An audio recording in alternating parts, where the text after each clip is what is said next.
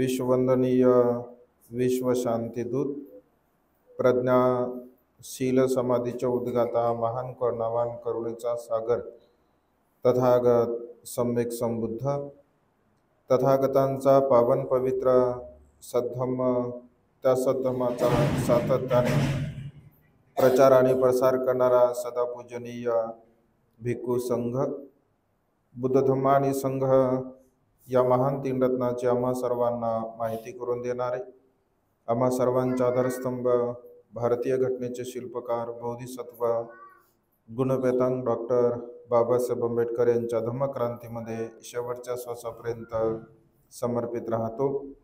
आज या मंगलमय प्रसंगी महाप्रज्ञा बुद्धविहार शिरपूर तालुका उमरेड जिल्हा नागपूर या ठिकाणी बोरकर परिवाराच्या वतीने पूजनीय भिक्खू संघास निमंत्रित करून आपल्या जीवनामध्ये महान आणि असीम असं पुण्य संपादन केलं आहे। निमित्त आहे त्यांनी आपल्या सामूहिक आजीविकेमधून स्वतः मेहनतीने कष्टाने परिश्रमाने सुंदर असं घर निर्माण केलं। त्या घराच्या गृहप्रवेशाच्या निमित्ताने पूजनीय भिक्खू संघाला निमंत्रित केलं।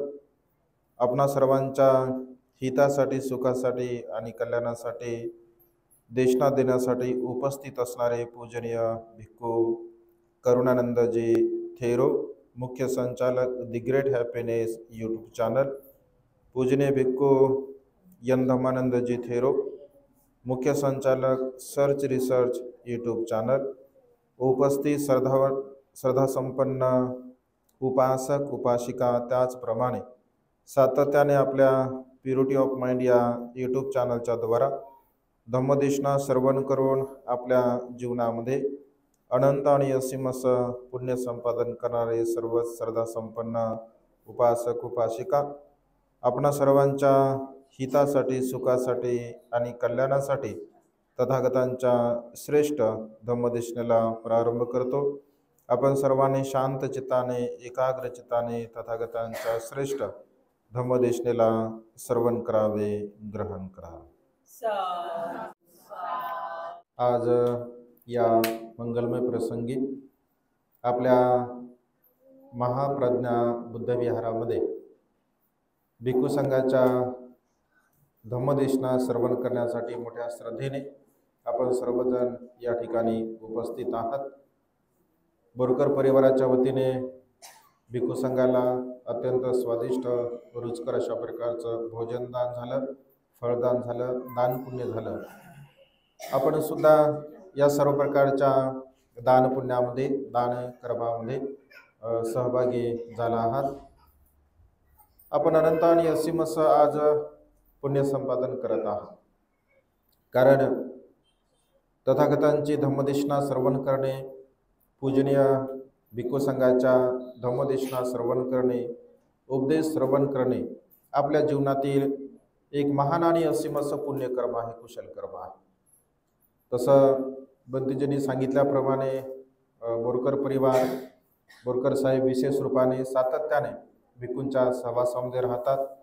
जेव्हा जेव्हा त्यांना आठवण येते तेव्हा तेव्हा बंतेंना फोन करतात। विशेष रूपाने ज्या ज्या दिवशी उपोषणशील असेल त्या दिवशी मात्र आवर्जून त्यांचा फोन असतो आणि वंदामी भंतेजी तब्येत कशी आहे, लगेच फोन ठेवून देतात। म्हणजे वंदामी भंतेजी करण्यासाठी मात्र दर उपोषणाला ते फोन करतात। अत्यंत श्रद्धावान आहे, कारण श्रद्धा ही आपल्या जीवनामध्ये बघा अत्यंत महत्त्वपूर्ण आहे। श्रद्धा जर नसेल तर आपण कोणत्याही प्रकारचं कर्म करू शकत नाही। श्रद्धा जर नसेल तर आपण शील पालन करू शकत नाही। श्रद्धा जर नसेल तर आपण दान करू शकत नाही। श्रद्धा जर नसेल तर आपण उपोषणशील धारण करू शकत नाही। श्रद्धा जर नसेल तर आपण बुद्धाला वंदन करू शकत नाही, बाबासाहेबाला वंदन करू शकत नाही। म्हणजे श्रद्धा जर आपल्यामध्ये नसेल तर आपण मैत्री भावना करू शकत नाही। म्हणजे जेवढे काही चांगल्या प्रकारचे सद्गुण आहेत त्या सद्गुणाला जर तुम्हाला धारण करायचं असेल, त्या सद्गुणाला तुमच्या जीवनामध्ये आचरणामध्ये आणायचं असेल तर आपल्या मनामध्ये बघा श्रद्धा असणं अत्यंत गरजेचं आहे। बुद्धाप्रती श्रद्धा असावी, धम्माप्रती श्रद्धा असावी, संघाप्रती श्रद्धा असावी, या तीन रत्नांच्या प्रती आपली दृढ अशी श्रद्धा असावी। आणि ज्यांच्यामुळे हे आपलं संपूर्ण जीवन अत्यंत आपण सुखपूर्वक जगत आहोत, मनुष्य म्हणून आपण जीवन जगत आहोत, चांगल्या प्रकारचं वस्त्र आपल्याला परिधान करायला मिळत आहे, चांगल्या प्रकारचं वस्त्र घालण्यासाठी आपल्याला मिळत आहे, चांगल्या प्रकारचं घर राहण्यासाठी आपल्याला मिळत आहे, कुणामुळे तर बोधिसत्व गुणपेतांग डॉक्टर बाबासाहेब आंबेडकरांमुळे। आणि त्यामुळे बाबासाहेबांच्या प्रती सुद्धा आपल्या मनामध्ये अनंत आणि असीम अशी श्रद्धा असली पाहिजे। म्हणजे बुद्धांच्या प्रती, बाबासाहेबांच्या प्रती आपल्या मनामध्ये श्रद्धा असणं अत्यंत गरजेचं आहे, कारण त्यांच्यामुळे आज एक आदर्शपूर्ण असं आपण जीवन जगत आहोत। आणि त्यामुळे सातत्याने या श्रद्धेला अधिक आपण वाढवण्याचा प्रयत्न केला पाहिजे। रोज आणि रोज आपण ही श्रद्धा वाढवण्याचा प्रयत्न केला पाहिजे। रोज आपण किमान पंचशील ग्रहण केलं पाहिजे, बुद्धवंदना, धम्मवंदना, संघवंदना आपण ग्रहण केली पाहिजे। यूट्यूबच्या माध्यमामधून आपण भिक्खू संघाच्या धम्मदेशना सुद्धा श्रवण करू शकतो आपण, कारण आता ह्या सुविधा आपल्यासाठी उपलब्ध झालेल्या आहेत। आपले सुंदर छोटेखानी बुद्धविहार आहे। बाबासाहेबांच्या आदेशाला अनुसरून किमान आपण दर रविवारी का होईना, किमान दर रविवारी का होईना आपण बुद्धविहारामध्ये आलं पाहिजे। जर आपल्याला शक्य होत असेल तर आपण रोजच आलं पाहिजे, किमान वंदना केली पाहिजे आपल्या विहारामध्ये। म्हणजे विहार हे बघा जिवंत असले पाहिजे, विहार हे जिवंत असले पाहिजे, कारण विहार जर जिवंत नसतील तर एवढी मोठी सुंदर वास्तू निर्माण करून, एवढा मोठा खर्च करून काहीही लाभ होणार नाही। आणि त्यामुळे विहारामध्ये सातत्याने आपण रोज किमान अर्धा तास 1 तासापर्यंत विहारामध्ये आलं पाहिजे, वंदना केली पाहिजे, धम्मग्रंथाचं वाचन केलं पाहिजे। छोटेखानी आपल्याकडे लायब्ररी सुद्धा आहे। म्हणजे ध्यान मनन चिंतन जोपर्यंत आपण करत नाही, आपण वाचन करत नाही, तोपर्यंत आपल्या जीवनामध्ये बघा आध्यात्मिक उन्नती आपली कधीही होऊ शकत नाही। आणि त्यामुळे आध्यात्मिक उन्नती जर आपल्याला प्राप्त करायची असेल तर आपल्या जीवनामध्ये कुशल कर्माचा संचय, पुण्यकर्माचा संचय आपण सातत्याने आपल्या जीवनामध्ये करण्याचा प्रयत्न केला पाहिजे। आणि त्यामुळे आपल्या जीवनामध्ये सातत्याने 3 रत्नाच्या प्रती दृढ अशी श्रद्धा आपण ठेवली पाहिजे, कारण कर्म हे अत्यंत महत्त्वपूर्ण आहे बघा। म्हणजे तुमच्या जीवनामध्ये जी सुखाची अवस्था तुम्हाला प्राप्त करून घ्यायची आहे, जे सुख तुम्हाला तुमच्या जीवनामध्ये प्राप्त करून घ्यायचं आहे, तर आपण जर कुशल कर्म केले, पुण्यकर्म केले, चांगले कर्म केले, आपण शीलाचं पालन केलं, सदाचाराचं अनुसरण केलं, तर थोडे थोडे कुशल कर्म करून, थोडे थोडे पुण्यकर्म करून पुण्याचा संचय आपण आपल्या जीवनामध्ये निर्माण करत असतो। कारण कर्मरूपाने ह्या सर्व गोष्टी आपल्याला प्राप्त होत असतात। आपल्याकडे असणारी धनसंपदा आपल्या कर्मरूपाने आपल्याला प्राप्त होते, आपल्याकडे असणारं सौंदर्य आपल्या कर्मरूपाने आपल्याला प्राप्त होत असते, आपल्याकडे असणारं आरोग्य आपल्या कर्मरूपाने आपल्याला प्राप्त होत असते। म्हणजे आपल्याकडे सध्या वर्तमान काळामध्ये जे जे काही आहे ते सर्व काही आपल्या कुशल कर्माच्या बलाने, पुण्यकर्माच्या बलाने आपल्याला प्राप्त होत असते। आणि त्यामुळे पुण्याचा संचय, पुण्याचा संचय आपल्या जीवनामध्ये असणं अत्यंत गरजेचं आहे। कारण पुण्य जर नसेल बघा तर आपल्या जीवनामध्ये फारशा चांगल्या प्रकारच्या गोष्टी आपण करू शकत नाही। एक छोटंसं मी बौद्ध साहित्यामध्ये तुम्हाला उदाहरण देणार आहे की पुण्यकर्म कशा पद्धतीने करावे, कुशल कर्म कशा पद्धतीने करावे। कारण पुण्यकर्म, कुशल कर्म करण्यासाठी आपण फार धनवान आहो असं बिलकुल नाही आहे। आपल्या मनामध्ये श्रद्धा असणं अत्यंत महत्त्वपूर्ण आहे। आपल्या मनामध्ये जर श्रद्धा असेल 3 रत्नांच्या प्रती, तर आपण कुशल कर्म, पुण्यकर्म आपल्या जीवनामध्ये सातत्याने करू शकतो। तर एक वेळचा प्रसंग बघा, कश्यप बुद्धांच्या काळातील हा प्रसंग आहे। आपल्या प्युरिटी ऑफ माइंड या चॅनलवरती आपण धम्मदेशनाच्या द्वारा श्रवण सुद्धा केलं असेल, परंतु आजचा हा अत्यंत एक चांगल्या प्रकारचा क्षण आहे, पुण्याचा क्षण आहे, कुशल कर्माचा क्षण आहे। आणि त्यामुळे ते छोटंसं उदाहरण मी तुम्हाला सांगणार आहे की पुण्यकर्म किती महत्त्वपूर्ण आहे, कुशल कर्म आपल्या जीवनामध्ये किती महत्त्वपूर्ण आहे। एक वेळचा प्रसंग भगवंत देशना देत असतात, कारण देशना देत असताना सर्वच मनुष्याच्या मनाची मानसिकता सारखी नसते। काही लोक अत्यंत पुण्यवान असतात, काहींचं चित्त अत्यंत प्रसन्न असते, प्रमुदित असते, आनंदी असते. कधी कधी कुणाच्या मनात राग असतो, द्वेष असतो, लोभ असतो, मोह असतो, मीपणा, अहंपणा, गर्व, ईर्ष्या आदी विकार सुद्धा मनुष्यांच्या चित्तामध्ये निर्माण होत असतात. परंतु ज्यांचं चित्त प्रसन्न आहे तर ते लोक मात्र पुण्याचा संचय सातत्याने करत असतात. भगवंत देशना देतात आणि देशना देत असताना भगवंत मनुष्याच्या जीवनाची म्हणजे जे काही दान पुण्य, कुशल कर्म, पुण्य कर्म करणारे जे लोक असतात, तर 4 प्रकारची लोक भगवंताने सांगितले. या संसारामध्ये कोणत्याही प्रकारचं कर्म करणारे हे 4 लोक असतात. तर विशेष रूपाने दानाच्या संदर्भामध्ये भगवंताने सांगितलं, कारण दान उत्सव हा दानाचा कार्यक्रम आपण या ठिकाणी संपन्न केला. तर भगवंत असे की कधी कधी काही लोक स्वतः दान देत असतात, काही लोक स्वतः दान देतात. आपण स्वतःच्या हाताने, स्वतःच्या हस्ते ते दान करत असतात. परंतु ते दान का करतात? कारण त्यांचा विश्वास आहे, त्यांना असं वाटतं की दान कर्म केलं पाहिजे, कुशल कर्म आहे, पुण्यकर्म आहे, आणि स्वतः ते दान कर्म करतात.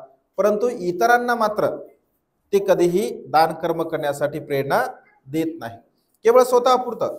काही लोक आपण बघतो स्वतःपुरतं मर्यादित जीवन जगत असतात.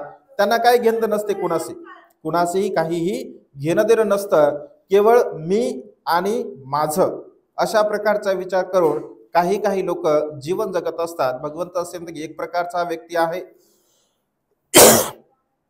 दुसऱ्या प्रकारचा व्यक्ती सांगताना भगवंत असे म्हणतात की दुसऱ्या प्रकारचा व्यक्ती स्वतः मात्र कधीच दान देत नाही, स्वतः तो शील पालन करत नाही, स्वतः दान पुण्य कर्म करत नाही, स्वतः कुशल कर्म करत नाही.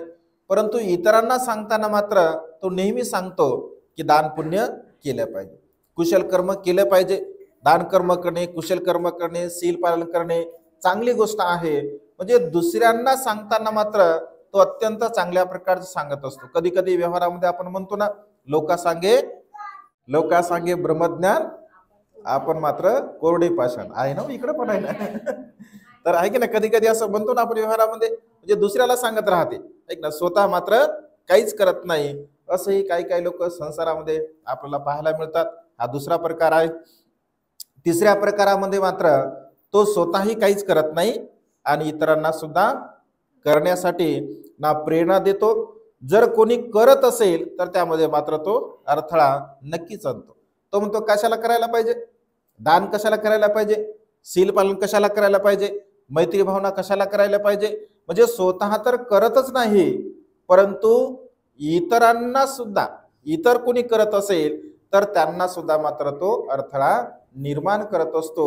जे स्वतःही न करणे आणि इतरांना सुद्धा न करू देणे.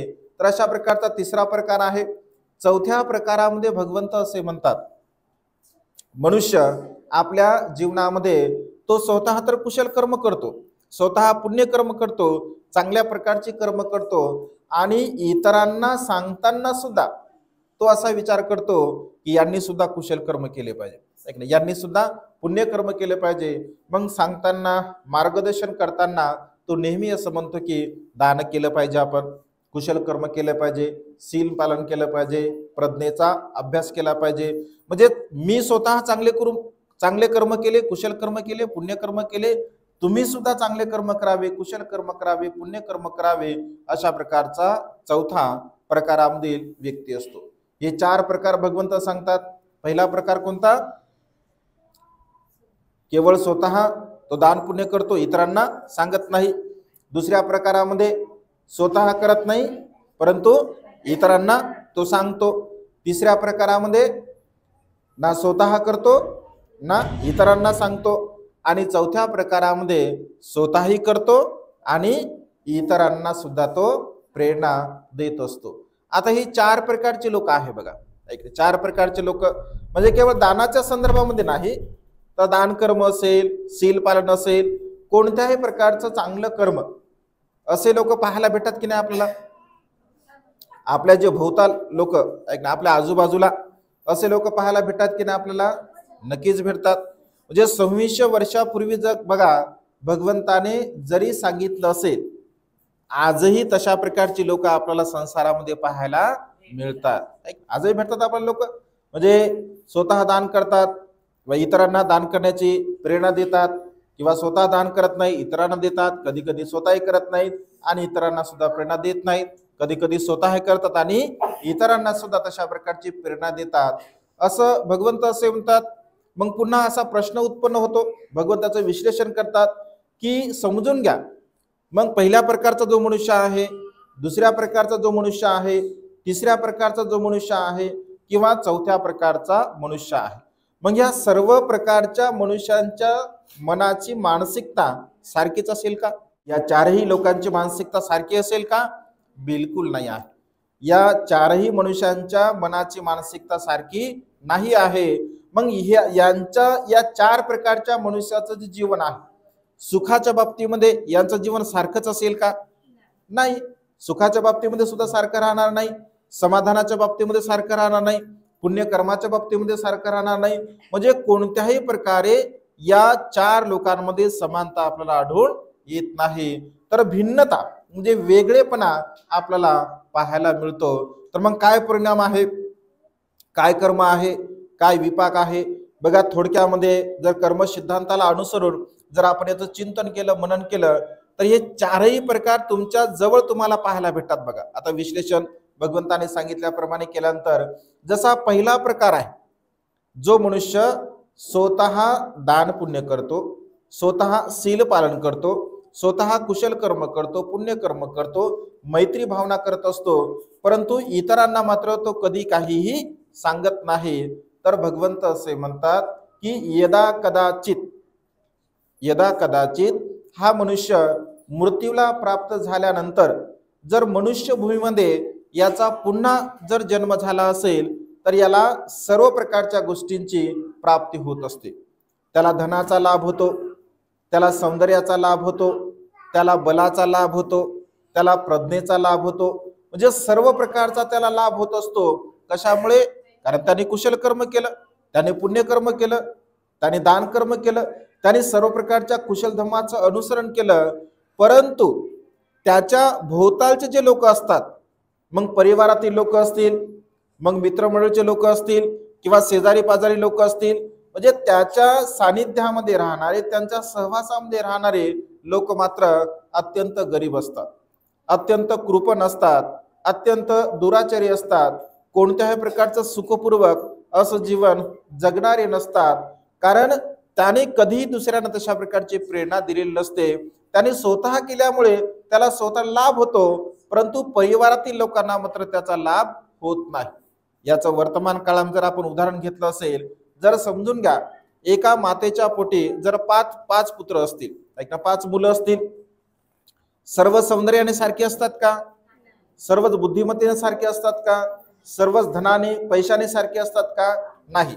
वेगवेगळे भिन्नता आहे सर्वांमध्ये. एकाच मातेच्या पोटी जन्मास आलेले असून सुद्धा ना सौंदर्याने सारखे असतात, ना बुद्धिमत्तेने सारखे असतात, ना पैशाने सारखे असतात. असं का होत असेल? एका मातेच्या पोटी तर जन्मास आले, एकाच पित्याच्या पोटी जन्मास आले, मग एका माते पित्यांच्या पोटी जन्मास येऊन सुद्धा यांच्यामध्ये भिन्नता आपल्याला पाहायला मिळते. एखादा मुलगा फार हुशार असतो, फार बुद्धिवान असतो, तो चांगला बुद्धिवान असतो, प्रज्ञावान असतो, मग तो चांगल्या प्रकारचा जॉबला लागतो, पैसा पाणी कमावतो, त्याला सर्व प्रकारच्या सुख सुविधा प्राप्त होत असतात, परंतु बाकीचे मात्र त्या सुख सुविधा प्राप्त करू शकत नाही.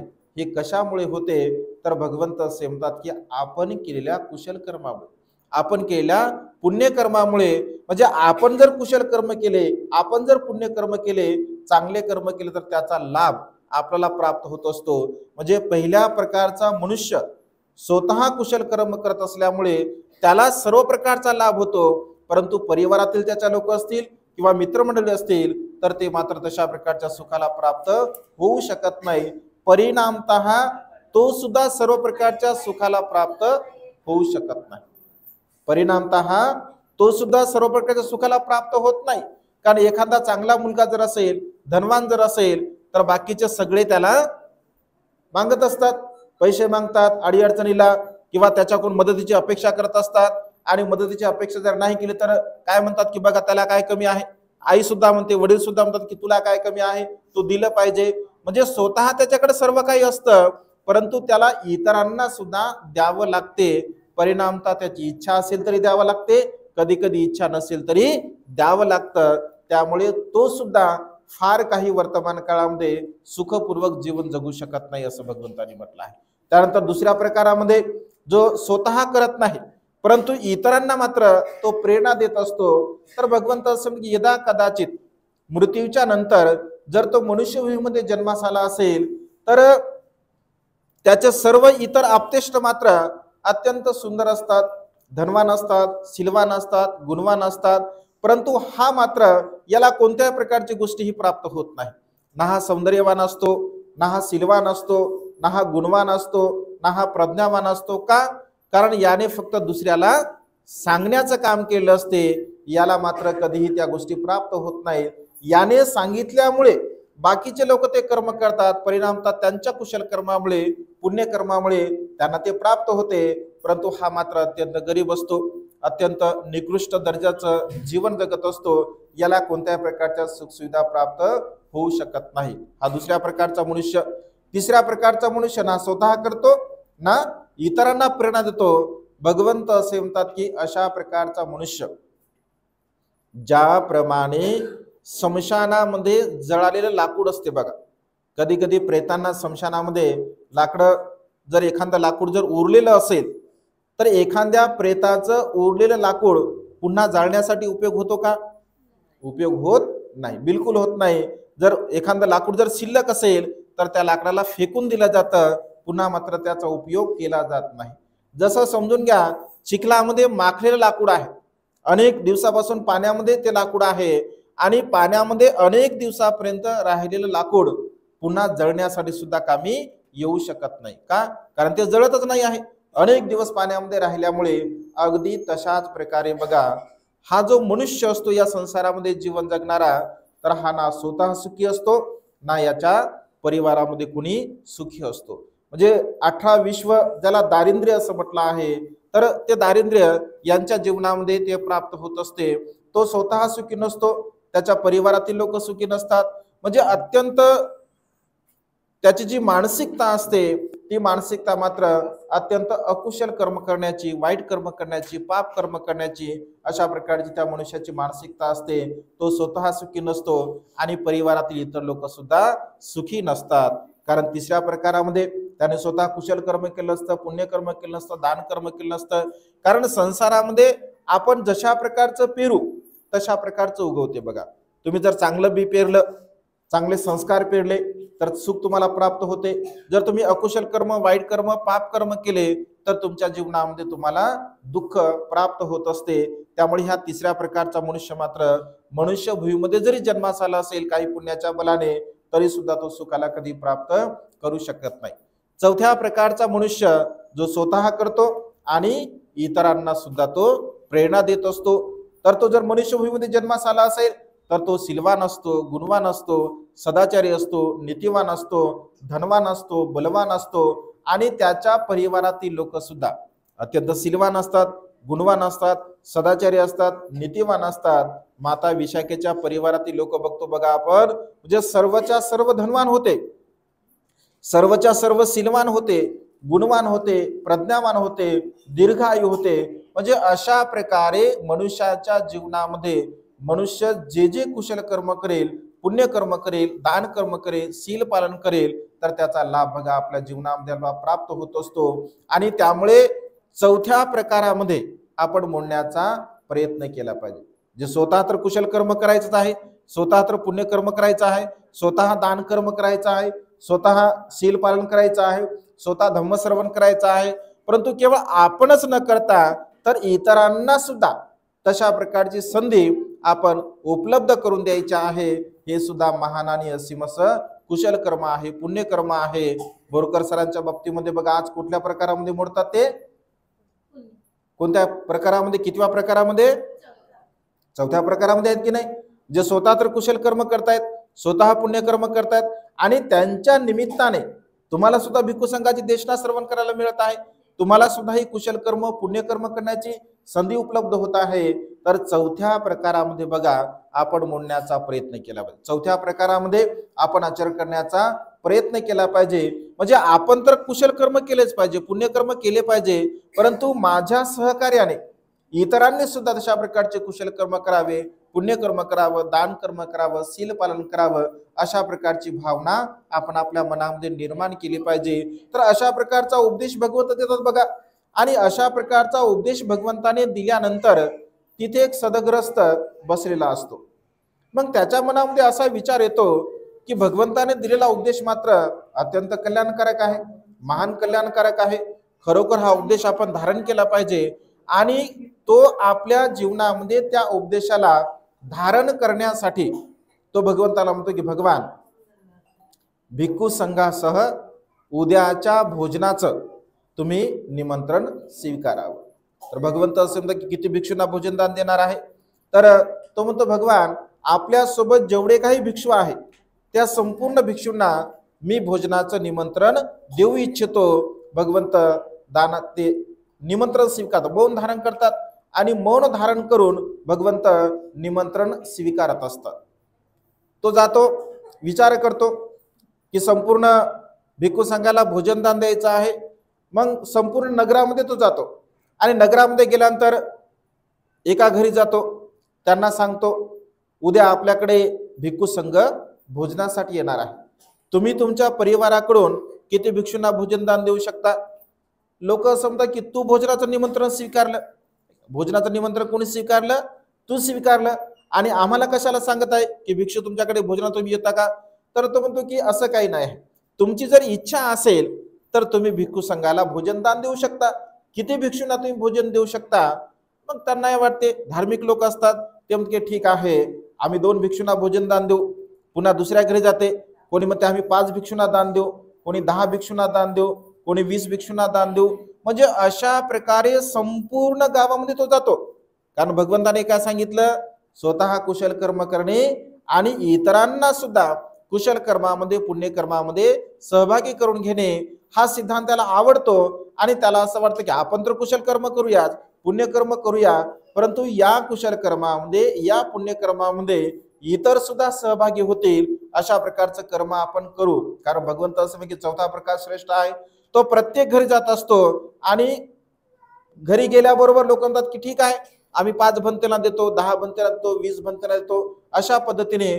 आणि संपूर्ण गावामध्ये तो लोकांकडे जातो, लोकांना सांगतो, प्रेरणा देत असतो. आणि शेवटी मात्र एक गावाच्या बाहेर घर असते, अकिंचन असतो, तो अत्यंत गरीब असतो.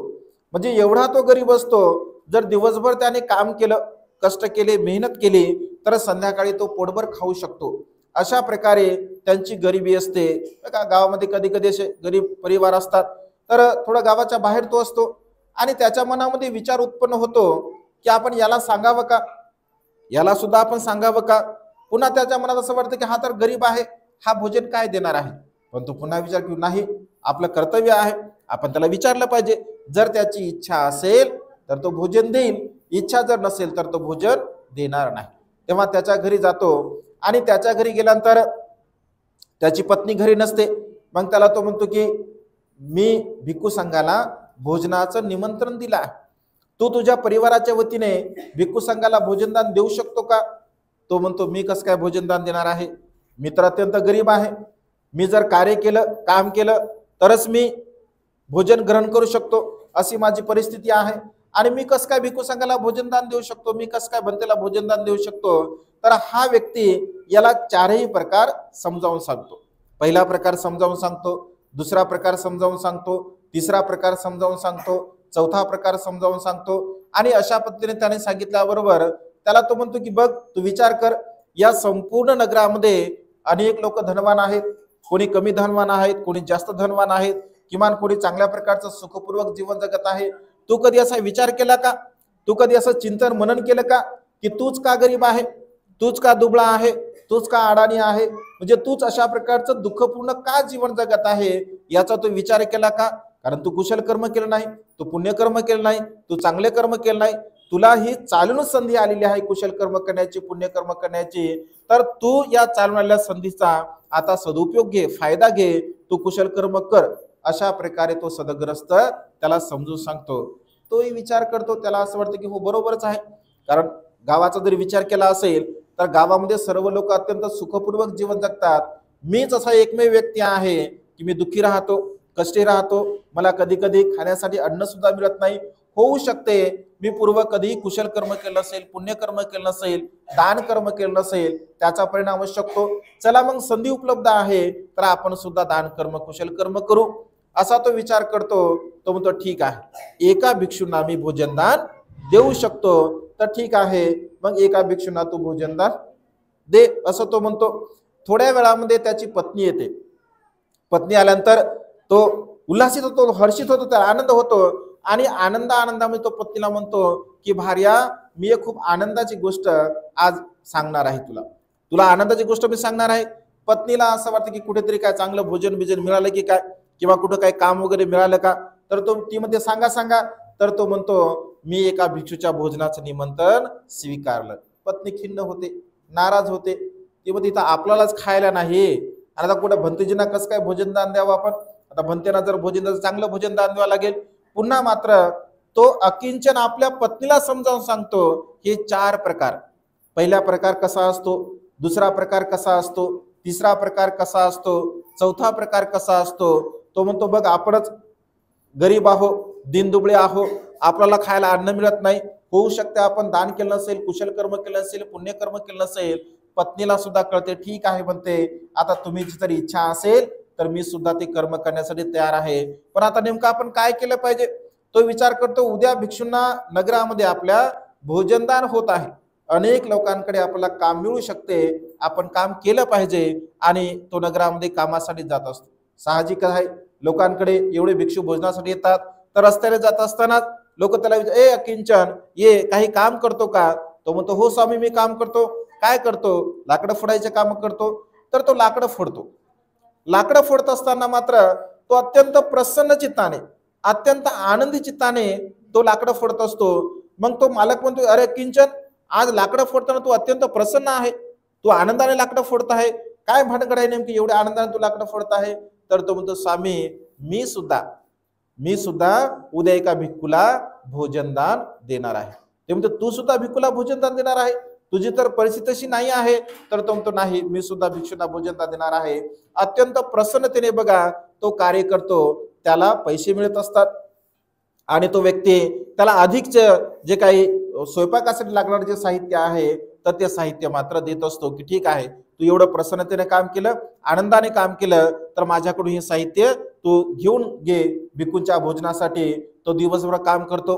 त्याची पत्नी सुद्धा जेव्हा कामासाठी नगरामध्ये फिरते तर तिला सुद्धा काम मिळते, ती सुद्धा प्रसन्न चित्ताने आनंदी चित्ताने काम करत असते. म्हणजे तिला सुद्धा सर्व काही मसाल्याचे पदार्थ वगैरे दान स्वरूपामध्ये मिळतात, कारण ती सुद्धा सांगते उद्या आमच्याकडे एका भिक्खूंचं भोजनदान आहे. म्हणजे दोघंही अत्यंत प्रसन्न चित्ताने काम करतात. कामाचा मोबदला तर त्यांना मिळतच असतो, परंतु पुन्हा अधिकचं साहित्य सुद्धा त्यांना प्राप्त होत असते. शेवटी दिवसभर तो थकून भागून येतो. पत्नी असं म्हणते की जा नदीच्या किनाऱ्यावरून पात्र घेऊन या, पानं घेऊन या, त्या पानाचं पात्र आपल्याला बनवायचं आहे, उद्या भंतेंना भोजनदान द्यायचं आहे. जेव्हा तो नदीच्या किनारी जातो तर तिथे मत्स्य विकणारा जो व्यक्ती असतो त्याला त्या दिवशी खूप विपुल प्रमाणामध्ये मत्स्य भेटत असतात, माशा भेटतात. आणि तो विचार करतो की मी एकटा हे मासे विकू शकत नाही. तर त्या व्यक्तीला म्हणतो की हे अकिंचन, मला थोडी तू मदत करू शकतो का, माझं हे माशा तू विकून देऊ शकतो का. तर तो म्हणतो हो स्वामी मी देतो. आणि वेगवेगळ्या प्रकारच्या भावाच्या माशा त्याला तो सांगू, या भावामध्ये हे विकायचं ते विकायचं. आणि सर्वच्या सर्व माशा त्या काही क्षणामध्ये विकल्या जातात. आणि पुन्हा तो म्हणतो सर्व विकल्या, ते म्हणतो हो स्वामी सर्व काही विकल्या. तर काही बाजूला रोहित मत्स्य म्हणजे रोहित नावाचा मासा असतो, तो शिल्लक असतो. तर तो प्रसन्न होतो व्यक्ती, तो मासा विकणारा व्यक्ती प्रसन्न होतो आणि अकिंचनला म्हणतो हे बघ, हे बाजूला ठेवलेले रोहित मत्स्य आहे, हे रोहित मासे तू तुझ्या घरी घेऊन जा, कारण तू सुद्धा भिक्षूला भोजनदान देत आहे. तर अशा प्रकारचं म्हटल्याबरोबर तो सुद्धा आनंदी होतो. तो म्हणतो अरे वा, रोहित मत्स्य सुद्धा मला भेटला आहे, आता मी भंतेसाठी छानपैकी भोजन बनवणार आहे. आणि भोजन बनवल्या जातं.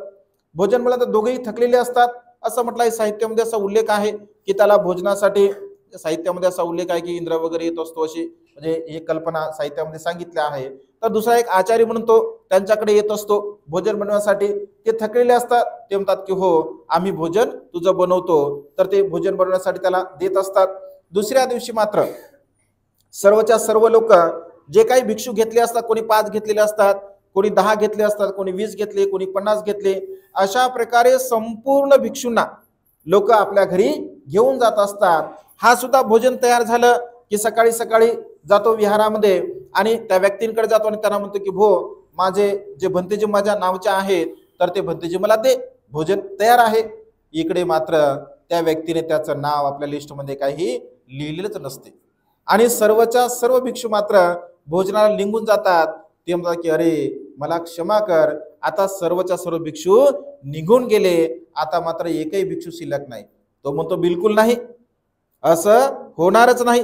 तू माझा नाश करू नको, तू माझी हानी करू नको. एक तर माझी देण्याची इच्छा नव्हती, तू माझ्या मनामध्ये ती इच्छा निर्माण केली आणि आता तू म्हणत आहे की भंते नाही आहे. बिलकुल मी तुझं ऐकणार नाही.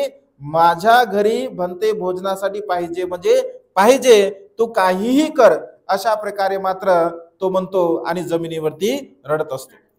धाय म्हणून तो जमिनीवरती रडतो, पडतो, मला भंतीची पाहिजे, मला भंतीची पाहिजे, अशा पद्धतीने. तर तो त्याचा नाविलाज असतो. ते म्हणतात सर्वच्या सर्व भंतीची गेले, पण क्षणामध्ये त्याला आठवते, अरे तो म्हणतो उठ, लवकर तू उठ, जगाचे कल्याण करते सम्यक संबुद्ध आणखी कुणाकडेही गेलेले नाही. तू लगेच जा आणि भगवंताच्या कुटीसमोर जाऊन बस, भगवंताचं पात्र घे. जर तुझं पुण्यकर्म असेल, जर तुझं कुशल कर्म असेल, तर तुझ्याकडे सम्यक संबुद्ध जगाचे कल्याण करते भोजनासाठी येऊ शकतात. एकदम त्याला असं वाटतं एका क्षणामध्ये, जस काय एखाद्या म्हणजे राजाच्या डोक्यावरती मुकुट ठेवावा आणि त्याचा राज्याभिषेक व्हावा, तो राजा बनावा.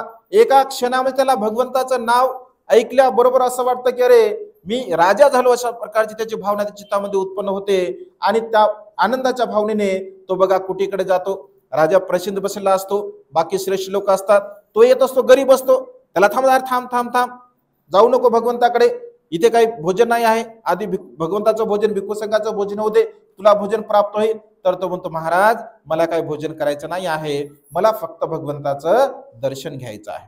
आणि तो भगवंताच्या कुटीसमोर जातो. क्षणामध्ये त्याने भगवंताच्या कुटीसमोर पाऊल ठेवल्या बरोबर भगवंत आपल्या गंधकुटीचा दरवाजा उघडतात. दरवाजा उघडल्या बरोबर तो दोन्ही हात समोर करतो आणि भगवंत त्याच्या हातामध्ये आपलं पात्र ठेवत असतात. पात्र त्याच्या हातामध्ये ठेवल्या बरोबर त्याला असं वाटतं की मी सर्व राज्य जिंकलेलं आहे, मी आता राजा झालो आहे, अशा प्रकारची एक आंतरिक भावना त्यांच्या चित्तामध्ये बघा निर्माण होते. त्याचं हृदय आनंदाने प्रफुल्लित होते, तो अत्यंत प्रसन्न होतो. आणि त्या क्षणामध्ये राजा सुद्धा बसलेला असतो, श्रेष्ठ लोक सुद्धा बसलेले असतात. आता भगवंताने पात्र दिलं तर भगवंताने पात्र दिलं तर म्हणतील का, राजा थोडं म्हणणार आहे की भगवान माझ्याकडे पात्र द्या, किंवा श्रेष्ठ थोडं म्हणणार आहे की भगवान माझ्याकडे पात्र द्या, असं मात्र कोणी म्हणू शकत नाही. पण राजा असं विचार करतो की हा एवढा गरीब आहे, हा भगवंताला भोजनदान देऊ शकतो का? बरं ठीक आहे, समजून घ्या, याने जर आपण भगवंता त्याच्या सोबत सोबत जाऊया, कारण तो पात्र घेतो, त्याच्या पाठीमागे भगवंत येत असतात, भगवंताच्या पाठीमागे राजा असतो, राजाच्या पाठीमागे श्रेष्ठी असतात. अशा प्रकारचे सर्वच्या सर्व लोक त्यांच्या पाठीमागे येतात. कारण अकिंचनने आतापर्यंत भिक्खू संघाला भगवंताला कधीही भोजन दिलं नसते. तो अत्यंत गरीब असा व्यक्ती असतो. राजा विचार करतो जर समजे याच्या घरी जर चांगलं भोजन नसेल तर लगेच मी पात्र भगवंताचा घेतो आणि माझ्याकडे भगवंताला भोजनासाठी घेऊन जातो. जेव्हा त्याच्या घरी नेलं जातं असं म्हटलं आहे बघा, साहित्यामध्ये अशा प्रकारचा उल्लेख आहे. जेव्हा ते पात्र म्हणजे भोजन जे बनवलेलं असतं, रोहित मत्स्य तो बनवतो, स्वादिष्ट भात बनवतो आणि जेव्हा त्याचं पात्र वर काढल्या बरोबर असं म्हटलं आहे असा सुगंध त्या भोजनाचा येत असतो. तर त्या संपूर्ण परिसरामध्ये त्या भोजनाचा सुगंध हा दरवळत असतो, हा पसरत असतो. राजा म्हणतो की अरे एवढं स्वादिष्ट भोजन, एवढं चांगलं भोजन, एवढा चांगला सुगंध, मी राजा असून सुद्धा एवढं चांगल्या प्रतीचं उच्च प्रतीचं भोजन आतापर्यंत ग्रहण केलं नाही, एवढं चांगलं भोजन हे कसं काय आहे? राजा म्हणतो की ठीक आहे, भगवंतासाठी तो आसन टाकतो आणि आसन टाकल्यानंतर बघा भगवंत भोजन ग्रहण करतात. भोजन ग्रहण केल्यानंतर भगवंत पुन्हा सर्व लोकांना उपदेश करतात. कारण सर्वच्या सर्व लोक, सर्वच्या सर्व भिक्षू जेव्हा भोजन करून पुन्हा या आकिचनच्या घरी येत असतात, कारण भगवंत देशना देणार आहेत. आणि असा एखादा प्रसंग जर घडलेला असेल तर राजांना सुद्धा वाटते, लोकांना सुद्धा वाटते, भिक्षूंना सुद्धा वाटते की आजची देशना भगवंताची ही विशेष असणारी आहे. कारण अशा प्रसंगी भगवंत विशेष धम्मदेशना देत असतात. दानाचं अनुमोदन करत असताना भगवंत त्या दानाची स्तुती करतात. आणि हे 4 प्रकारचे लोक पुन्हा भगवंत तिथे सांगत असतात. बघा, मनुष्याच्या जीवनामध्ये भगवंत असे म्हणतात की आपण किती धनवान आहोत, आपल्याकडे किती विपुल धनसंपदा आहे, याला विशेष महत्व नाही आहे, तर आपण किती श्रद्धेने ते दान कर्म करतो, कुशल कर्म करतो, पुण्यकर्म करतो, तर त्या दान बलाच्या, श्रद्धेच्या बलाने त्या दानाचा विपाक, त्या दानाचा परिणाम आपल्याला प्राप्त होत असतो. राजा अत्यंत प्रसन्न होतो, आनंदी होतो. आणि असं म्हटलं आहे की त्या किंचनला राजा अनेक प्रकारच्या गाव बक्षीस स्वरूपामध्ये देत असतो, अनेक प्रकारचे रथ देतो, घोडे देतो, सेवक देतो, नौकर चाकर देत असतो. आणि अशा प्रकारे तो अकिंचन सुद्धा त्या नगरामध्ये अत्यंत धनवान बनत असतो. कारण त्याने केलेल्या कुशल कर्मामुळे, त्याने केलेल्या पुण्यकर्मामुळे, म्हणजे भगवंताला प्रत्यक्ष रूपाने त्याने भोजन दिलं होतं. आणि अशा प्रसंगी जेव्हा भगवंत दानाचं अनुमोदन करत असतात तर विशेष त्याला तशा प्रकारचा लाभ होत असतो, ज्याला दिठ्ठ धम्म वेदनीय कर्म अशा प्रकारचं म्हटलं आहे. म्हणजे तात्काळ फळ देणारं कर्म असं म्हटलं आहे. कधी कधी बघा, आपल्या जीवनामध्ये आपण केले जे कुशल कर्म असतात, पुण्यकर्म असतात, त्या कुशल कर्माचं, त्या पुण्यकर्माचं तात्काळ फळ आपल्याला प्राप्त होत असते. आणि त्यामुळे सातत्याने आपल्या जीवनामध्ये जेव्हा जेव्हा संधी उपलब्ध होत असते तेव्हा तेव्हा आपण कुशल कर्म केले पाहिजे, पुण्यकर्म केले पाहिजे, दान कर्म केले पाहिजे, शीलाचं पालन केलं पाहिजे. कारण आपलं हे मानवी जीवन आहे. हे मानवी जीवन आपल्या कुशल कर्माच्या आधाराने आपण जीवन जगत असतो. जेवढे जेवढे तुमचे चांगले कुशल कर्म, पुण्यकर्म, ज्याप्रमाणे या जमिनीच्या आधाराने आपण जीवन जगत असतो, तशाच प्रकारे या संसारामध्ये जर आपल्याला सुखपूर्वक जीवन जगत असेल तर शीलाचा आधार, दान पुण्याचा आधार, कुशल कर्माचा आधार आपल्या जीवनामध्ये असणं अत्यंत गरजेचं आहे. आणि त्यामुळे बघा, बाबासाहेबांच्या महान पुण्यामुळे हा पवित्र सद्धम्म आपल्याला प्राप्त झालेला आहे. या सद्धम्माचं अनुसरण करणे, या सद्धम्माचं आचरण करणे, बाबासाहेबांच्या धम्मक्रांतीला अधिक अधिक गतिमान करण्यासाठी मी काय करू शकतो, माझ्याच्यानं काय मला करता येतं, याचा सातत्याने आपण विचार केला पाहिजे, चिंतन मनन केलं पाहिजे.